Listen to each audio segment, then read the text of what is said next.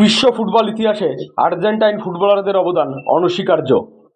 বিশ্ব ফুটবলকে শৈল্পিক ছোঁয়ায় রঙিন করেছে অনেক আর্জেন্টাইন। আজকে আমরা জানব ফুটবল ইতিহাসে আর্জেন্টিনার জার্সিতে সবচেয়ে বেশি গোল করা 5 জন কিংবদন্তির নাম ও তাদের গোল সংখ্যা।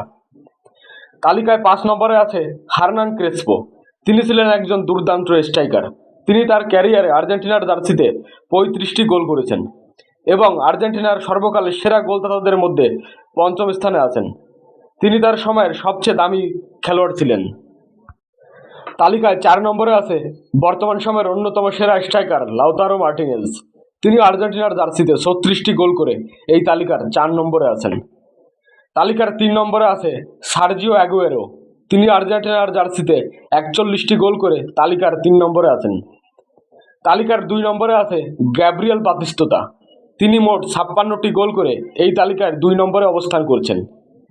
তালিকার 1 নম্বরে আছে বিশ্বের সর্বকালের অন্যতম সেরা ফুটবলার লিওনেল মেসি।